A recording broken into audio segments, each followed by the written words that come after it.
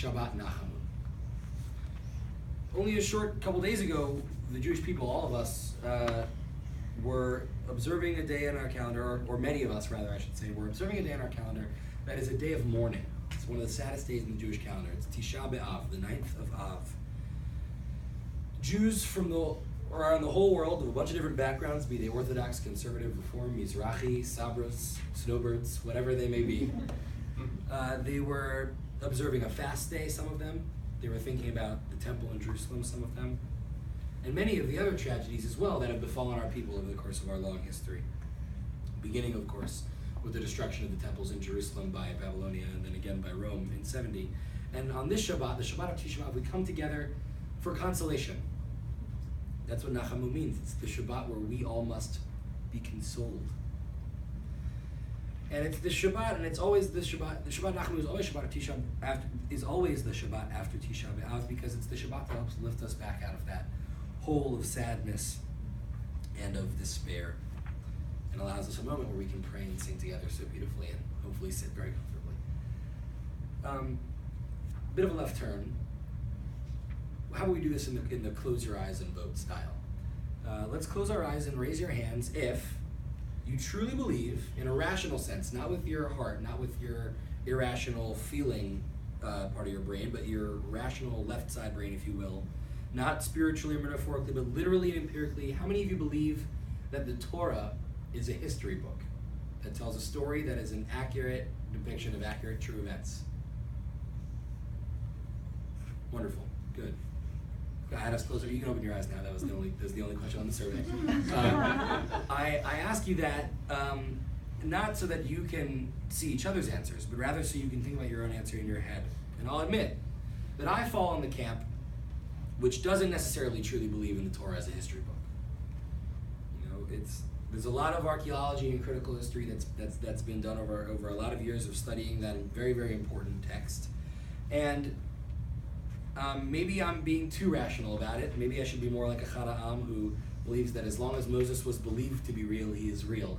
But I just have a hard time believing, without any historical or archaeological data, that there were 600,000 Jews enslaved in Egypt for a very long time, and then all of a sudden they just all were freed one random day by the Pharaoh, and then they, walked across a sea.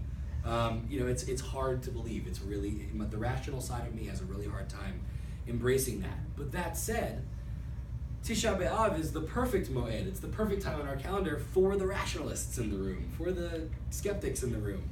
If your desire is for the Jewish people to have a slavery narrative as part of their history, look no further than the events of Tisha B'Av. Look no further than 70 CE.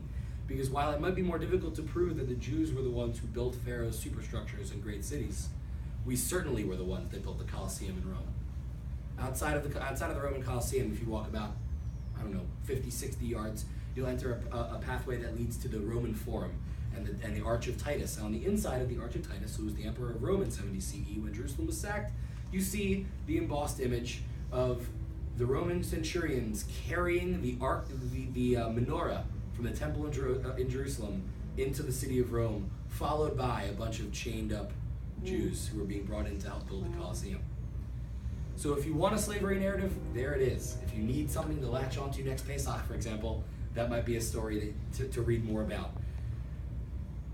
What's interesting is that on Tisha B'Av, while we're lamenting our forced entry into a new and foreign land, the Torah portion we read on Shabbat Nachamu contains our preparations to do the same thing, except that then foreign land would become Eretz Yisrael. But the whole book of Dvarim takes place just outside the land of Israel, and we learn in this portion about some of the mitzvot that go into preparing to enter that land. And we read in the Torah, "V'haya ki v'yachad Adonai Elohecha el haaretz asher nishba la'avotecha," right? La'Avram, liYitzchak, liYaakov. As you are to be, and when you're brought in to the land which God apportioned to your forefathers, Abraham, Isaac, and Jacob, when you'll go in and you'll see great and flourishing cities that you did not build, and houses full of all good things that you didn't fill, and hewn cisterns like mikvaot that you didn't hew, and vineyards and olive groves that you didn't plant, and you eat your fill, take heed that you do not forget God, that you do not forget the Eternal who freed you from the land of Egypt and the house of bondage, from slavery, and brought you here. These instructions are really relevant for me this Shabbat. Because I'm in the midst of, personally, the most jarring transition I've ever experienced in my life. They say that the culture shock going to Israel is going to be bad. Holy moly, coming back, it's been intense. And not only that, I was moving from the East Coast to the West Coast, to Los Angeles, a city that I've never even set foot in until about a week ago. And now I'm beginning yet another new journey in a new foreign land, as I just drove many very flat miles to come be with you today. Which, by the way, breathtaking. Never seen so many miles of that flat land in my life. Wow, it's like people from Florida talk about how they see their first snow when they go up north. Well, seeing my first plains was, let me tell you, something really, really striking. Desert, yeah. So the directions, fascinatingly, right, as you enter a new land, the directions we're given by God are fascinatingly, they're retrospective. As we're moving forward into something brand new, we are obligated to look back. We're not supposed to look forward. We're not reminded in the text to maintain these cities and cisterns and ensure that they don't fall to disrepair. And we're not necessarily to live in that moment, because we aren't even reminded to make sure we bless those objects or make them holy or kosher them or anything to that effect. None of that is in the text. Instead, we're commanded to look backwards. Do not forget that God brought you here from slavery, from Egypt. I think that's particularly relevant after Tisha B'Av, as we're looking for some consolation. This commandment to look back on the paths we've walked to reach our present, to reach this place, is a comforting mitzvah for me, because in a time of unsteadiness and change in my life, maybe in yours, as I'm journeying into lands and territories unknown, I'm obligated to look back, to thank God, to remember where it is that I've come from to reach this point. I'm commanded to remember my year in Israel, my toil through undergraduate study, my development from my kind of depressed teenage self into who I am now, and my years in commitment and work on my relationship with my now fiance, who you'll all meet hopefully over the high holidays. I think she's coming up, so that'll be wonderful. And so too must all of us, the Jewish people, congregation Etz Chaim, Rich.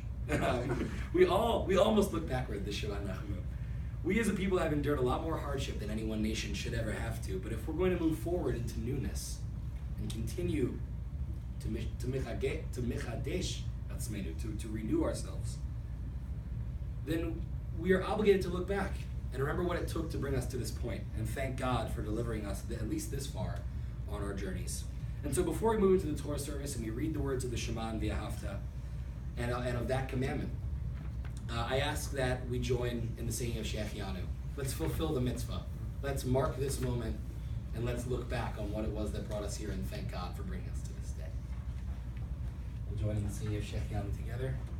If you feel so inclined, arms around each other are wonderful. Oh, look, they were the first ones. Baruch atah Adonai Eloheinu melech haolam she'echianu v'kimanu v'higianu b'zman hazeh.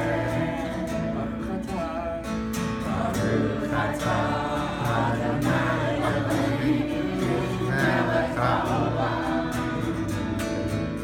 she'echianu v'kimanu v'higianu b'zman hazeh.